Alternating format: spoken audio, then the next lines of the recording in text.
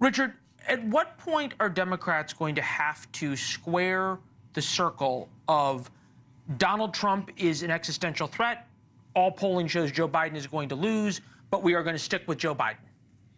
So I don't think they're going to stick with Joe Biden.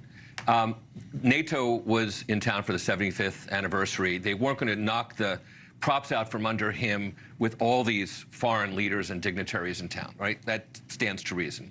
The question they have to ask themselves now is, are they better waiting? They have to, or you as Democrats have to? No, I'm just saying it would be not good for the United States of America for anybody to be doing what people like you're suggesting would have done over the past few days when he's hosting this meeting, right? There's a lot at stake. I mean, Biden standing up for NATO, Trump, from all accounts, would back us out of it.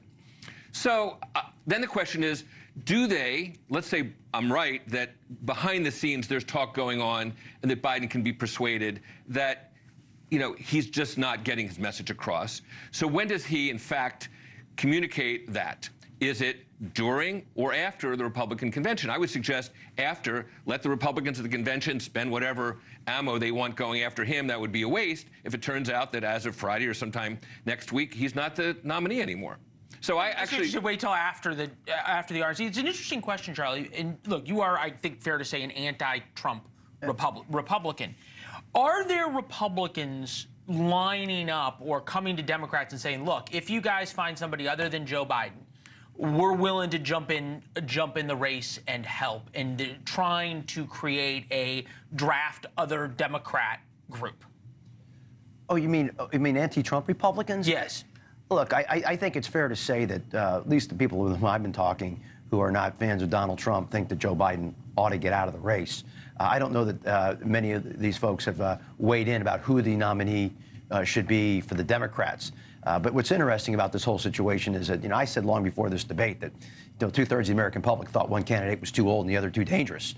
Or, now it's, one's just incapable and the other is unimaginable. And so it's only been amplified and validated since the debate. But a lot of Republicans, though, that I know are just kind of enjoying this Schadenfreude moment.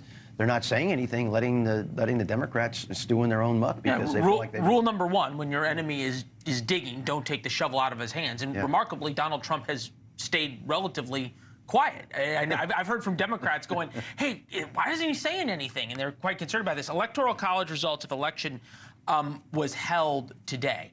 This is, I think, Richard, we could all agree, a red wall that the Democrats would have to try and break through. You say you don't think Joe Biden is going to be able to stop this conversation.